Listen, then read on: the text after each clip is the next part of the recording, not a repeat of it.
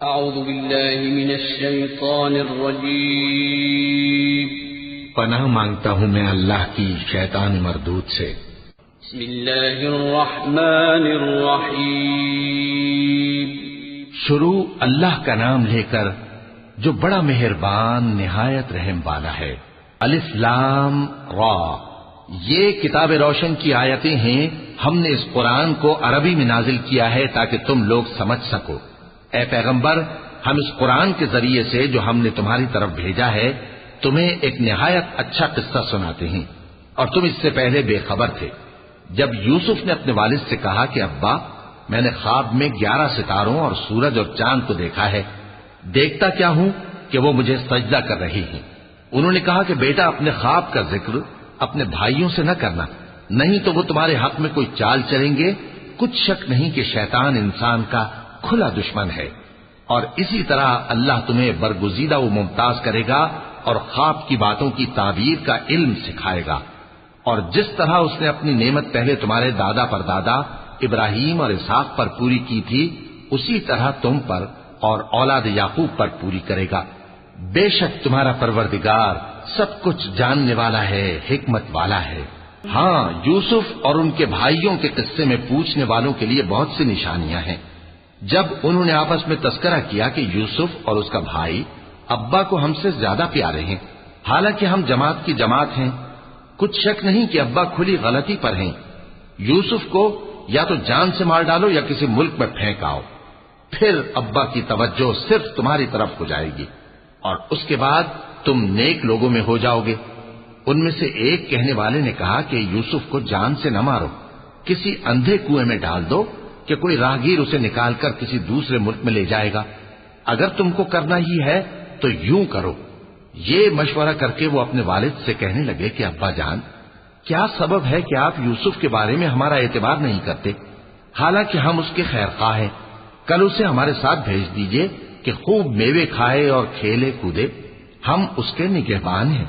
انہوں نے کہا کہ یہ امر مجھے غمناک کیے دیتا ہے کہ تم اسے لے جاؤ، یعنی وہ مجھ سے جدا ہو جائے، اور مجھے یہ بھی خوف ہے کہ تم کھیل میں اس سے غافل ہو جاؤ اور اسے بھیڑیا کھا جائے۔ وہ کہنے لگے کہ اگر ہماری موجودگی میں کہ ہم ایک طاقتور جماعت ہیں اسے بھیڑیا کھا گیا تو ہم بڑے نقصان میں پڑ گئے۔ غرض جب وہ اس کو لے گئے اور اس بات پر اتفاق کر لیا کہ اس کو اندھے کنویں میں ڈال دیں، اور ہم نے یوسف کی طرف وحی بھیجی کہ ایک وقت ایسا آئے گا کہ تم انہیں ان کے اس سلوک سے آگاہ کرو گے، اور ان کو اس وحی کی کچھ خبر نہ ہوگی۔ اور یہ حرکت کر کے وہ رات کے وقت باپ کے پاس روتے ہوئے آئے، کہنے لگے کہ ابا جان، ہم تو دوڑنے اور ایک دوسرے سے آگے نکلنے میں مصروف ہو گئے اور یوسف کو اپنے اسباب کے پاس چھوڑ گئے تو اسے بھیڑیا کھا گیا، اور آپ ہماری بات کو گو ہم سچ ہی کہتے ہیں باور نہیں کریں گے۔ اور ان کے کرتے پر جھوٹ موٹ کا لہو بھی لگا لائے۔ یعقوب نے کہا کہ یوں نہیں ہے، بلکہ تم اپنے دل سے یہ بات بنا لائے ہو۔ اچھا، صبر کہ وہی خوب ہے، اور جو تم بیان کرتے ہو اس کے بارے میں اللہ ہی سے مدد چاہیے۔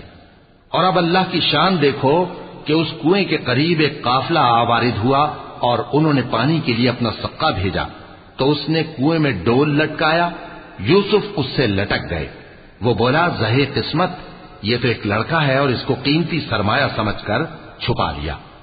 اور جو کچھ وہ کرتے تھے اللہ کو خوب معلوم تھا، اور انہوں نے اس کو تھوڑی سی قیمت یعنی معدود چند درہموں پر بیچ ڈالا، اور وہ اس سے بیزار ہو رہے تھے۔ اور مصر میں جس شخص نے اس کو خریدا، اس نے اپنی بیوی سے جس کا نام زلیخا تھا کہا کہ اس کو عزت و اکرام سے رکھو، عجب نہیں کہ یہ ہمیں فائدہ دے یا ہم اسے بیٹا بنا لیں۔ اس طرح ہم نے یوسف کو سرزمین مصر میں جگہ دی، اور غرض یہ تھی کہ ہم ان کو خواب کی باتوں کی تعبیر سکھائیں۔ اور اللہ اپنے کام پر غالب ہے، لیکن اکثر لوگ نہیں جانتے۔ اور جب وہ اپنی جوانی کو پہنچے تو ہم نے ان کو دانائی اور علم عطا کیا، اور نیکوکاروں کو ہم اسی طرح بدلہ دیا کرتے ہیں۔ اور جس عورت کے گھر میں وہ رہتے تھے اس نے ان کو اپنی طرف مائل کرنا چاہا، اور دروازے بند کر کے کہنے لگی، یوسف جلدی آؤ۔ انہوں نے کہا کہ اللہ پناہ میں رکھے، وہ یعنی تمہارے میاں تو میرے آقا ہیں، انہوں نے مجھے اچھی طرح سے رکھا ہے، میں ایسا ظلم نہیں کر سکتا، بے شک ظالم لوگ فلاح نہیں پائیں گے۔ اور اس عورت نے ان کا قصد کیا اور انہوں نے اس کا قصد کیا۔ اگر وہ اپنے پروردگار کی نشانی نہ دیکھتے تو جو ہوتا سو ہوتا۔ یوں اس لیے کیا گیا کہ ہم ان سے برائی اور بے حیائی کو روک دیں۔ بے شک وہ ہمارے چنے ہوئے بندوں میں سے تھے۔ اور دونوں دروازے کی طرف بھاگے، آگے یوسف، پیچھے زلیخا، اور عورت نے ان کا کرتا پیچھے سے پکڑ کر جو کھینچا تو پھاڑ ڈالا، اور دونوں کو دروازے کے پاس عورت کا خاوند مل گیا۔ تو عورت بولی کہ جو شخص تمہاری بیوی کے ساتھ برا ارادہ کرے اس کی اس کے سوا کیا سزا ہے کہ یا تو قید کیا جائے یا اسے دکھ کا عذاب دیا جائے۔ یوسف نے کہا اسی نے مجھ کو اپنی طرف مائل کرنا چاہا تھا، اور اس کے خاندان میں سے ایک گواہ نے گواہی دی کہ اگر اس کا کرتا آگے سے پھٹا ہو تو یہ سچی اور یوسف جھوٹا ہے، اور اگر کرتا پیچھے سے پھٹا ہو تو یہ جھوٹی اور وہ سچا ہے۔ سو جب اس کا کرتا دیکھا تو پیچھے سے پھٹا تھا، تب اس نے زلیخا سے کہا کہ یہ تمہارا ہی فریب ہے، اور کچھ شک نہیں کہ تم عورتوں کے فریب بڑے بھاری ہوتے ہیں۔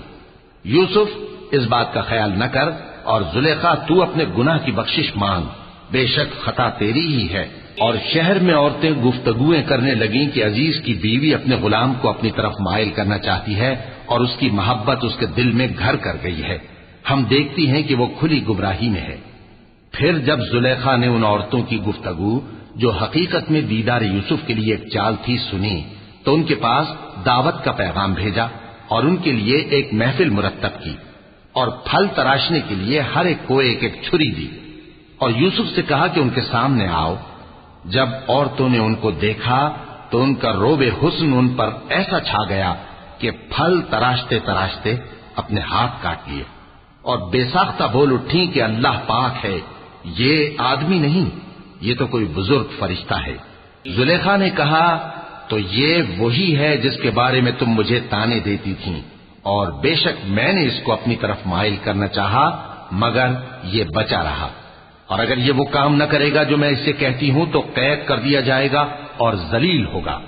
یوسف نے دعا کی کہ پروردگار جس کام کی طرف یہ مجھے بلاتی ہیں اس کی نسبت مجھے قید پسند ہے، اور اگر تو مجھ سے ان کے فریب کو نہ ہٹائے گا تو میں ان کی طرف مائل ہو جاؤں گا اور نادانوں میں سے ہو جاؤں گا۔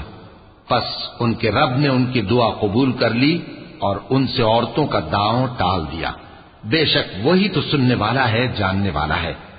پھر باوجود اس کے کہ وہ لوگ ان کی بے گناہی کے نشان دیکھ چکے تھے، ان کی رائے یہی ٹھہری کہ کچھ عرصے کے لیے ان کو قید ہی کر دیں، اور ان کے ساتھ دو اور جوان بھی داخل زندہ ہوئے۔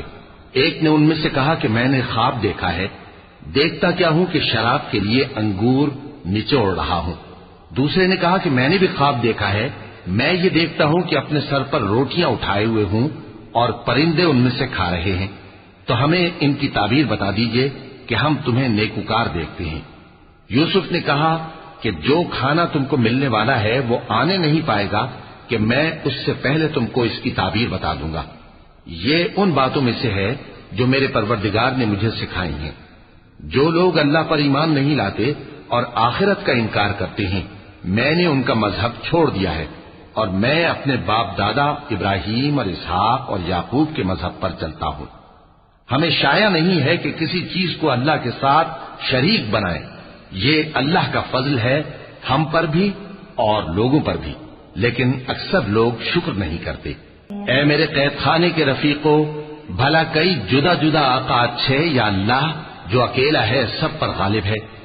جن چیزوں کی تم اللہ کے سوا پرستش کرتے ہو وہ صرف نام ہی نام ہیں جو تم نے اور تمہارے باپ دادا نے رکھ لیے ہیں، اللہ نے ان کی کوئی سند نازل نہیں کی۔ سن رکھو کہ اللہ کے سوا کسی کی حکومت نہیں ہے، اس نے ارشاد فرمایا ہے کہ اس کے سوا کسی کی عبادت نہ کرو، یہی سیدھا دین ہے، لیکن اکثر لوگ نہیں جانتے۔ اے میرے قید خانے کے رفیقو، تم میں سے ایک جو پہلا خواب بیان کرنے والا ہے وہ تو اپنے آقا کو شراب پلایا کرے گا، اور جو دوسرا ہے وہ سولی دیا جائے گا، اور پرندے اس کا سر نوچ کھائیں گے۔ جو بات تم مجھ سے پوچھتے تھے وہ فیصل ہو چکی ہے۔ اور ان دونوں میں سے جس کی نسبت یوسف نے خیال کیا کہ وہ رہائی پا جائے گا، اس سے کہا کہ اپنے آقا سے میرا ذکر بھی کر دینا۔ پھر شیطان نے اسے ان کا اپنے آقا سے ذکر کرنا بھلا دیا، اور یوسف کئی برس قید خانے ہی میں رہے۔ اور بادشاہ نے کہا کہ میں نے خواب دیکھا ہے، دیکھتا کیا ہوں کہ 7 موٹی گائیں ہیں جن کو 7 دبلی گائیں کھا رہی ہیں، اور 7 خوشے سبز ہیں اور 7 خشک۔ اے درباریوں، اگر تم خوابوں کی تعبیر دے سکتے ہو تو مجھے میرے خواب کی تعبیر بتاؤ۔ انہوں نے کہا، یہ خواب تو پریشان خیالی سے ہیں اور ہمیں ایسے خوابوں کی تعبیر نہیں آتی۔ اور وہ شخص جو دونوں قیدیوں میں سے رہائی پا گیا تھا اور جسے مدت کے بعد وہ بات یاد آ گئی، بول اٹھا کہ میں آپ کو اس کی تعبیر لا بتاتا ہوں، مجھے قید خانے جانے کی اجازت دیجیے۔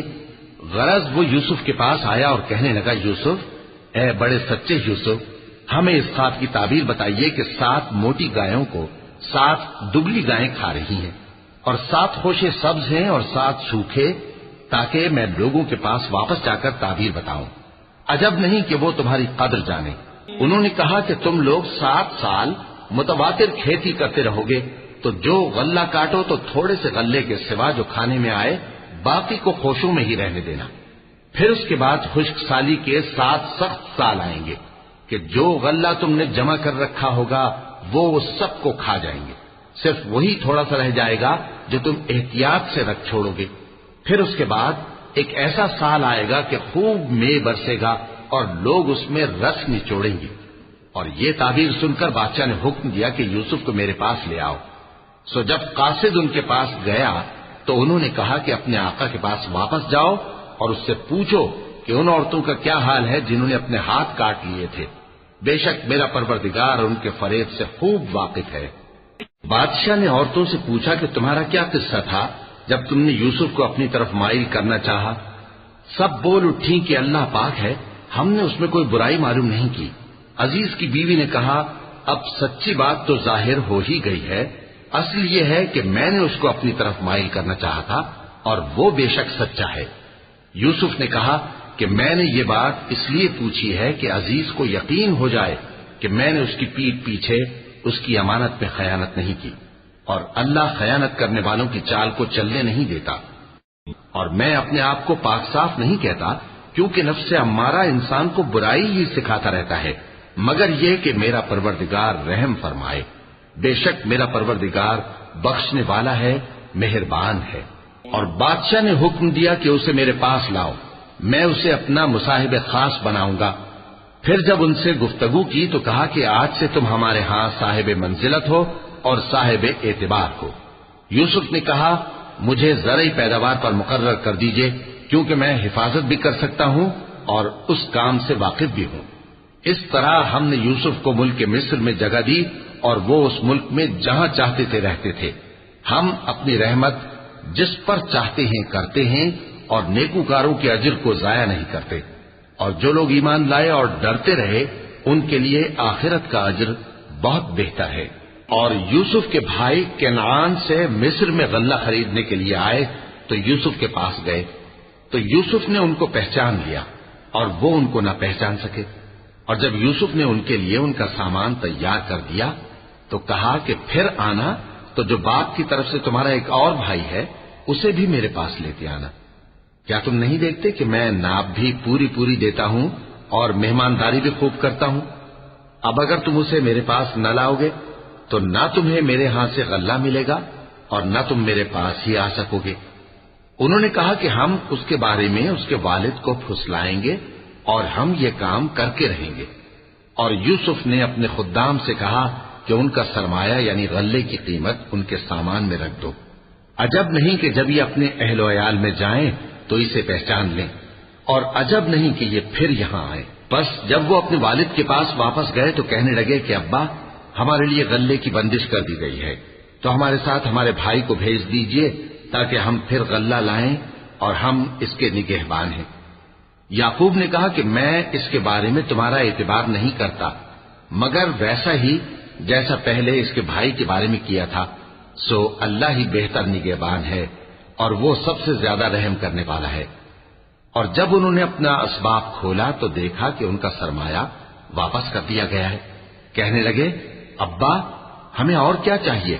دیکھیے یہ ہماری پونجی بھی ہمیں واپس کر دی گئی ہے، اور ہم اپنے اہل و عیال کے لیے پھر غلہ لائیں گے اور اپنے بھائی کی نگہبانی کریں گے، اور ایک بار شتر زیادہ لائیں گے کہ یہ غلہ جو ہم لائے ہیں تھوڑا ہے۔ یعقوب نے کہا کہ جب تک تم اللہ کا عہد نہ دو کہ اس کو میرے پاس صحیح و سالم لے آؤ گے، میں اسے ہرگز تمہارے ساتھ نہیں بھیجنے کا، مگر یہ کہ تم گھیر لیے جاؤ یعنی بے بس ہو جاؤ تو مجبوری ہے۔ پس جب انہوں نے والد کو اپنا قول دیا تو یعقوب نے کہا کہ جو قول و قرار ہم کر رہے ہیں اس کا اللہ ضامن ہے، اور فرمایا کہ اے میرے بیٹو، ایک ہی دروازے سے داخل نہ ہونا بلکہ جدا جدا دروازوں سے داخل ہونا، اور میں اللہ کی تقدیر کو تو تم سے روک نہیں سکتا، بے شک حکم اللہ ہی کا ہے، میں اسی پر بھروسہ رکھتا ہوں اور اہل توکل کو اسی پر بھروسہ رکھنا چاہیے۔ اور جب وہ ان مقامات سے داخل ہوئے جہاں جہاں سے داخل ہونے کے لیے ان کے والد نے ان سے کہا تھا، تو وہ تدبیر اللہ کے حکم کو ذرا بھی ٹال نہیں سکتی تھی۔ ہاں، وہ یعقوب کے دل کی خواہش تھی جو انہوں نے پوری کی تھی، اور بے شک وہ صاحب علم تھے کیونکہ ہم نے ان کو علم سکھایا تھا، لیکن اکثر لوگ نہیں جانتے۔ اور جب وہ لوگ یوسف کے پاس پہنچے تو یوسف نے اپنے حقیقی بھائی کو اپنے پاس جگہ دی اور کہا کہ میں تمہارا بھائی ہوں، تو جو سلوک یہ ہمارے ساتھ کرتے رہے ہیں اس پر افسوس نہ کرنا۔ پھر جب ان کا اسباب تیار کر دیا تو اپنے بھائی کے تھیلے میں آپ خورا رکھ دیا۔ پھر جب وہ آبادی سے باہر نکل گئے تو ایک پکارنے والے نے آواز دی کہ قافلے والو، تم تو چور ہو۔ وہ ان کی طرف متوجہ ہو کر کہنے لگے کہ تمہاری کیا چیز کھوئی گئی ہے؟ وہ بولے کہ بادشاہ کا کٹورا کھویا گیا ہے، اور جو شخص اس کو لے کے آئے اس کے لیے ایک بار شتر انعام، اور میں اس کا ضامن ہوں۔ وہ کہنے لگے کہ اللہ کی قسم، تم کو معلوم ہے کہ ہم اس ملک میں اس لیے نہیں آئے کہ خرابی کریں اور نہ ہم چوری کیا کرتے ہیں۔ وہ بولے کہ اگر تم جھوٹے نکلے یعنی چوری ثابت ہوئی تو اس کی سزا کیا؟ انہوں نے کہا کہ اس کی سزا یہ کہ جس کے تھیلے میں وہ دستیاب ہو وہی اس کا بدل قرار دیا جائے، ہم ظالموں کو یہی سزا دیا کرتی ہیں۔ پھر یوسف نے اپنے بھائی کے تھیلے سے پہلے ان کے تھیلوں کو دیکھنا شروع کیا، پھر اپنے بھائی کے تھیلے میں سے اس کو نکال لیا۔ اس طرح ہم نے یوسف کے لیے تدبیر کی، ورنہ بادشاہ کے قانون کے مطابق وہ اپنے بھائی کو لے نہیں سکتے تھے، مگر یہ کہ اللہ چاہے، ہم جس کے چاہتے ہیں درجے بلند کرتے ہیں، اور ہر علم والے سے بڑھ کر ایک بڑا علم والا ہے۔ برادران یوسف نے کہا کہ اگر اس نے چوری کی ہو تو کچھ عجب نہیں کہ اس کے ایک بھائی نے بھی پہلے چوری کی تھی، مگر یوسف نے اس بات کو اپنے دل میں مخفی رکھا اور ان پر ظاہر نہ ہونے دیا، یعنی زیر لب کہا کہ تم بڑے برے ہو، اور جو تم بیان کرتے ہو اللہ اسے خوب جانتا ہے۔ وہ کہنے لگے کہ اے عزیز، اس کے والد بہت بوڑھے ہیں اور اس سے بہت محبت رکھتے ہیں، تو اس کو چھوڑ دیجئے اور اس کی جگہ ہم میں سے کسی کو رکھ لیجئے، ہم دیکھتے ہیں کہ آپ احسان کرنے والے ہیں۔ یوسف نے کہا کہ اللہ پناہ میں رکھے کہ جس شخص کے پاس ہم نے اپنی چیز پائی ہے اس کے سوا کسی اور کو پکڑ لیں، ایسا کریں تو ہم بڑے بے انصاف ہیں۔ آخر جب وہ اس سے نا امید ہو گئے تو الگ ہو کر صلاح کرنے لگے۔ سب سے بڑے نے کہا کیا تم نہیں جانتے کہ تمہارے والد نے تم سے اللہ کا عہد لیا ہے، اور اس سے پہلے بھی تم یوسف کے بارے میں قصور کر چکے ہو، تو جب تک والد صاحب مجھے اجازت نہ دیں میں تو اس جگہ سے ہلنے کا نہیں، یا اللہ میرے لیے کوئی فیصلہ کرے، اور وہ سب سے بہتر فیصلہ کرنے والا ہے۔ تم سب والد صاحب کے پاس واپس جاؤ اور کہو کہ ابا، آپ کے صاحبزادے نے وہاں جا کر چوری کی، اور ہم نے تو اپنی دانش کے مطابق آپ سے اس کے لے آنے کا عہد کیا تھا، مگر ہم غیب کی باتوں کے جاننے اور یاد رکھنے والے تو نہیں تھے، اور جس بستی میں ہم ٹھہرے تھے وہاں سے یعنی اہل مصر سے اور جس قافلے میں آئے ہیں اس سے دریافت کر لیجئے، اور ہم اس بیان میں بالکل سچے ہیں۔ جب انہوں نے یہ بات یعقوب سے آ کر کہی تو انہوں نے کہا کہ حقیقت یوں نہیں ہے، بلکہ یہ بات تم نے اپنے دل سے بنا لی ہے، تو صبر ہی بہتر ہے، عجب نہیں کہ اللہ ان سب کو میرے پاس لے آئے، بے شک وہ علم والا ہے، حکمت والا ہے۔